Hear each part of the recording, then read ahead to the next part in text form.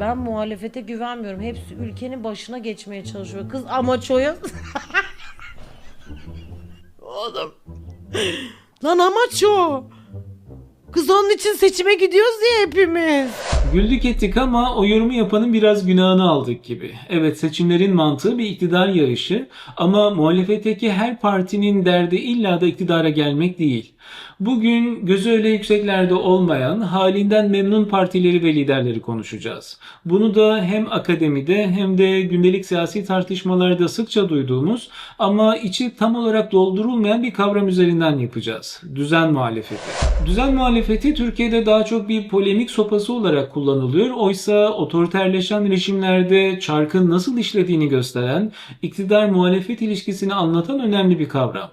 Düzen muhalefeti nedir, nasıl çalışır, işlevleri nelerdir ve Türkiye'deki tartışmalarda bize neleri görünür kılar? Başlıyoruz. Welcome to Scortopia. AK Parti ne yapmak istedi de Cumhuriyet Halk Partisi engel oldu. Mesela ne yapmak istedi de biz engel olduk. Bir iktidar partisi için en ideal muhalefet Türkiye'de olandır. Bir kanun çıkaracaktı da biz mi engel olduk? Plana sadık kaldı. Sinan Bey şu anda adeta Cumhur İttifakı'nın bir elemanı gibi. Bir kararname çıkaracaktı da biz mi engel olduk? Önümüzdeki günlerde krizi çözmek adına demokratik kurallar içerisinde görev yapacak 4 tane çok tecrübeli. Bir genelge çıkaracaktı da biz mi engel olduk? Erdoğan nasıl bir muhalefet dizayn etmek istiyor? Biz neye engel olduk? Hani iktidar olmakla muktedir olmak arasındaki farkı çizeriz ya, muhalefette olmakla muhalif olmak arasında da öyle bir fark var. En yalın tanımıyla düzen muhalefeti rejimin çizdiği sınırlar içinde kalan, görünürde iktidarla rekabet eden ama siyasal düzenin devamını sağlayan muhalefet tipidir. Siyasi düzen sadece iktidardan ibaret değil, o düzenin bir de muhalefete ihtiyacı var ve çoğu otoriterleşen rejim kendi eliyle tasarladığı, kontrol edebildiği bir muhalefet şekillendirmeye çalışır. Bu muhalefet toplumsal öfkeyi, adalet talebini, değişim arzusunu kendi üzerinde toplar, onları temsil eder görünür. Sonra bu enerjiyi o düzenin sınırları içinde soğurur ve yönetilebilir hale getirir. Bu nedenle düzen muhalefetini rejimin emniyet sübabı olarak düşünebiliriz. Terimin günümüz tartışmalarında dolaşıma girmesi Rusya üzerinden oldu ama aynı olgu farklı coğrafyalarda farklı adlar alıyor. Sadık muhalefet, resmi muhalefet, izin verilmiş, müsaade edilmiş muhalefet ya da üretilmiş muhalefet. Hepsinin anlattığı şey şu: otoriterleşen rejimlerin muhalefetle tek ilişki şekli baskı değil, iktidar aynı zamanda farklı araçlarla muhalefeti dizayn etmeye çalışır. Türkiye'deki tartışmalarda ek olarak kontrollü muhalefet, sarı muhalefet, güdümlü muhalefet, yakın zamanda da daha çok majestelerinin muhalefeti kullanılıyor. Kavramı daha sağlam zemine oturtmak için bu sonuncusuna parantez açmak iyi olacak. İngiliz geleneğinde meclisteki muhalefet His Majesty's Most Loyal Opposition, majestelerinin en sadık muhalefeti ifadesiyle anılır. Bu ironi ya da eleştiri amaçlı bir ifade değil. Welcome to the press conference held by His Majesty's Loyal Opposition of the House of Assembly of the Virgin Islands. Buradaki fikir, muhalefet hükümeti istediği kadar sertçe eleştirebilir ama kralı, kraliçeyi, daha doğrusu kraliyet rejimini sorgulayamaz. Bizdeki ilk meşruiyet deneyimini hatırlayın. 1876 Kanuni Esası 5. madde, Zat-ı Hazireti Padişahinin nefsi hümayunu mukaddes ve gayrimesuldür. Padişahın şahsı kutsal ve sorumsuzdur. Yani aynı şekilde hükümet muhalefet kendi aranızda ne yapıyorsanız yapın, padişahı ayrı tutun der. Siyaset biliminde de kavram aslında aynı çizgiden devam etmiş. İtalyan siyaset bilimci Sartori aslında aynı kavramla sistem içi muhalefet ve sistem karşıtı muhalefet ayrımı yapar. Sistem içi muhalefet oyunun kurallarını kabul eder, iktidar için yarışır ama rejimi tartışmaya açmaz. Sistem karşıtı muhalefet ise genelde daha uçlardaki devrimci partilere karşılık gelir. Sadece hükümetin değil, rejimin de değişmesi gerektiğini savunur. Bugün bizim düzen muhalefeti dediğimiz şey bu sistem içi muhalefetin biraz daha kontrollü bir versiyonu. Şimdiki tartışmalar büyük ölçüde Rusya örneği üzerinden. Sovyetler çöktüğünde 1990'larda Rusya'da çeşit partiler vardı. Komünistler, milliyetçiler, liberaller. Fakat 2000'lerle birlikte Putin yönetilen demokrasi denen bir model kurdu. Yine seçimler var, partiler var, parlamento var. Ancak rekabet alanı Kremlin tarafından daraltılmış, gerçek bir iktidar alternatifi doğmayacak şekilde dizayn edilmiş durumda. Bu ortamda muhalefet ikiye ayrıldı. Düzen muhalefeti, yani devletçe tanınan, seçimlere giren, Duma'da grubu olan partiler. Bunlar sosyal politikalarda, emeklilik yaşı, sosyal yardım gibi konularda iktidarı sertçe eleştirebiliyorlar. Ama Putin'in iktidarını, başkanlık rejimini, Ukrayna politikasını, güvenlik aygıtını pek sorgulamıyorlar. Yani iç siyasette kontrollü itiraz rolü oynuyor. Dışarıya da bakın bizde muhalefet var vitrini sunuyor. Düzen dışı muhalefetse Alexei Navalny gibi figürler, bağımsız protesto hareketleri bazı yerel girişimlere karşılık gelir.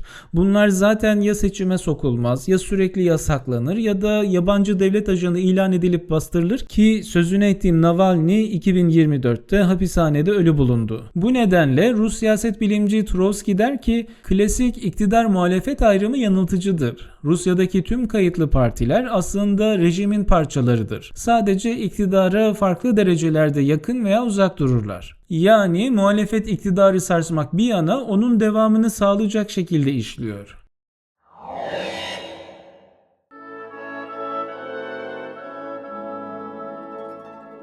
Düzen muhalefetinin çalışmasını anlamak için 3 temel işleve odaklanabiliriz. Meşruiyet üretimi, öfkeyi soğurma ve siyaseti dizayn. Meşruiyet üretiminden başlarsak, düzen muhalefetinin en kritik işlevlerinden biri seçimli otoriter rejimlere demokrasi kılıfı sağlamak. Bakıldığında çok parti var, parlamentoda tartışma var, televizyonda münazara var. Dolayısıyla hem iç kamuoyuna hem dışarıya şu mesaj verilir. Görüyorsunuz biz demokratik bir ülkeyiz, aktif muhalefetimiz var, demokrasi olmasa bunları diyebilir mi? Rejim muhalefeti tamamen susturmak yerine kontrollü bir alan sağlayarak demokrasi görüntüsünü korur.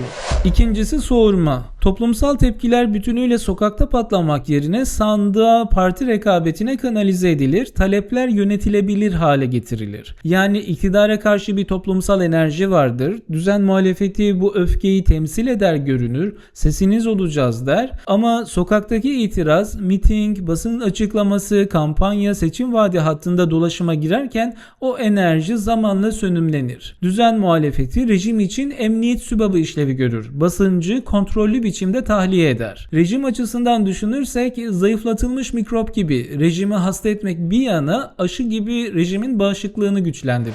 Üçüncüsü de siyaseti dizayn. Rejim makbul muhalefetle makbul olmayan muhalefet arasında sürekli bir sınır çizer. Kimle kavga edeceğini, kimin kimle çatışacağını, siyasetin hangi eksende tartışılacağını belirlemeye çalışır. Bazı isimleri meşru muhatap ilan edip sisteme dahil ederken başkalarını kriminalize eder, siyaset alanının dışına iter, gerektiğinde muhalefeti zayıflatmak için yeni aktörlerin önünü açar. Özetle muhalif enerjiyi kimin temsil edeceği, hangi kanalların geçerli olduğu konusunda düzen muhalefeti işlevseldir. Sonuç ne peki? Bu muhalefet otoriterliği üreten düzenin mağduru değil, faili ve taşıyıcısı haline gelir. Bunları neden şimdilerde daha çok tartışıyoruz? Çünkü dünyaca otoriterleşiyoruz ve düzen muhalefeti bu yeni otoriterlik dalgasının önemli bir ayağı. Kısa modern tarihinde demokrasinin pek de itibar görmediği dönemler var. Onlardan birinin içinden geçiyoruz. Videm'in 2025 raporuna göre 20 yıl aradan sonra dünyada ilk kez demokratik olmayan rejimler demokratik olanları sayıca geçti. Hatta liberal demokrasiler bugün dünyada en az rastlanan rejim tipi haline gelmiş durumda. Kabaca tüm dünyada her 4 kişiden 3'ü artık adına demokrasi demenin mümkün olmadığı bir tür otokratik rejimde yaşıyor. Ve bu dağılım en son 1978'de böyleydi. Yani demokratik düzey ve yaygınlık açısından Soğuk Savaş'ın ortasındayız. Ama önemli bir farkla. Bu kez oyun başka türlü oynanıyor. Evet, bir yandan demokratik kurumların gerilediği, özgürlük alanlarının daraldığı bir tablo var. Ama öte yandan hemen her ülkede seçimler yapılmaya devam ediyor. Öyle Saddam'ın sandığı gibi de değil. İnsanlar seçim zamanı heyecanlanıyor, sonucu merak ediyor. Yani bir rejimi demokratik kılan en temel unsur olan seçimler sadece kağıt üzerinde değil gibi. Dışarıdan bakıldığında çoğu hala demokratik bir seçim rekabetine sahip görünüyor. Türkiye mesela akademik olarak saygın sıralamalarda Türkiye epey bir süredir demokrasi olarak tanımlanmıyor. Günümüz Türkiye'sine demokrasi diyen dünyada muteber bir indeks yok. Ülke seçimli demokrasiden seçimli otokrasiye geçmiş kabul ediliyor. Tamam, demokrasi yok ama yine de seçimlere katılım oranı %80'leri aşıyor ki bu çok yüksek bir oran. Keza seçim geceleri herkes birkaç kanaldan sonuçları takip ediyor. Demek ki seçimlere hala bir inanç var. Otoriterlikle eş zamanlı seçim heyecanı çelişkili gibi dursa da aslında yeni otoriterliklerin, rekabetçi otoriterliklerin işleyiş mantığı tam olarak burada saklı. Bu rejimlerin meşruiyetleri için tamamen formalite gibi durmayan, belli bir inandırıcılığa hala sahip seçimlere ihtiyacı var. Neden? Çünkü tamamen otoriter, kapalı bir rejimi sürdürmek çok daha maliyetlidir.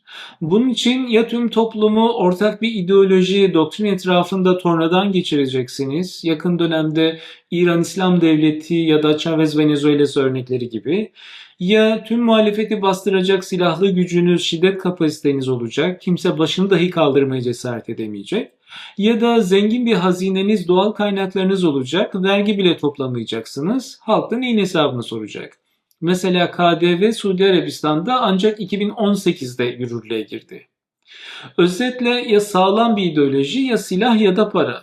Otoriterleşen rejimler bu üç yoldan da öğeler taşır ama son kertede bu üç yolda oldukça pahalı işler ve tüm masrafına rağmen sonuç garanti değil, ucu riskli. Şimdi günümüz çağında tüm toplumu tek bir ideolojik kalıba indirgeyemiyorsunuz. Tüm muhalifleri hapse tıktık nereye kadar? Etrafa saçacak paranız da kısıtlı. O zaman geriye çok daha masrafsız ama etkili bir seçenek kalıyor. Seçim yaptık, halk böyle istiyor. Günümüzde yeni otoriterlik, rekabetçi otoriterlik dediğimiz rejimlerin çoğu meşruiyetlerini yine seçimlerden alır. Seçimleri tamamen bir formaliteye indirgemeden ama onları baştan sona kendi lehine şekillendirerek ilerler. Muhalif seçmeni sandığa gitmeye motive edecek kadar bir alan bırakılır. Her zaman bir ihtimal daha vardır. Fakat bu ihtimali iktidar elden geldiğince daraltmaya çalışır. Bunun yollarından biri de rejim kendisi için güvenli bir rekabet alanı tasarlar. Bu alanın içinde muhalefet varmış gibi görünür ama muhalefetin rejimi sarsacak kapasiteye ulaşmaması için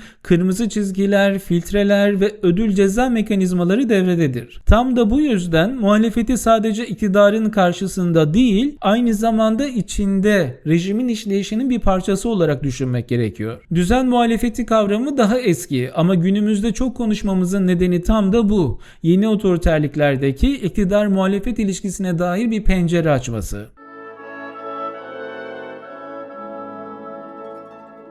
Cumhuriyet tarihinde bu eksendeki tartışmalar epey eski. 1930 Serbest Cumhuriyet Fırkası bizzat Atatürk'ün kurduğu kontrollü bir muhalefet, literatürdeki kavramla sadık muhalefet bir demokratik ısındırma denemesiydi. Yine Demokrat Parti ilk kurulduğunda bazı çevrelerce Muvazene Partisi yani sistemin devamı için kurulmuş bir denge unsuru olmakla suçlanmıştı. Şimdi Türkiye'nin demokrasi vasfını çoktan yitirdiği günümüzde bu sürecin muhalefet ayağının olmaması düşünülemez. Popüler tartışmalar daha çok kim satılmış, hangi pazarlıklar dönmüş gibi polemikler üzerinden biraz da magazinel yürüyor.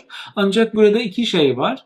Her sistem içi muhalefet yani meclisteki her parti illa bir danışıklı dövüşün parçası ya da kendini iktidara satmış bir hain değildir. Kaldı ki her düzen muhalefetin bunu para ya da koltuk için yapması gerekmez. Kiminin ideolojik tutarlılığı kullanışlıdır. Kiminin devlet etiği onu belli kalıplara iter.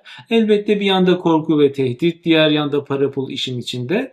Ama düzen muhalefeti diyebilmek için esas olan motivasyonu değil işlevidir. Düzenin taşıyıcısı rolüdür. İkincisi analitik olarak daha sağlam soru şudur. Hangi siyasi lider hangi toplumsal öfkeyi temsil eder görünürken onu düzenin sınırları içinde soğuruyor, sönümlendiriyor ve aslında çarkın devamını sağlıyor.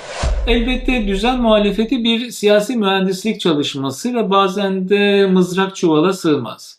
Yine de düzenin sadece iktidardan ibaret olmadığını, bir ayağının da kullanışlı muhalefet olduğunu akılda tutmak gerekiyor.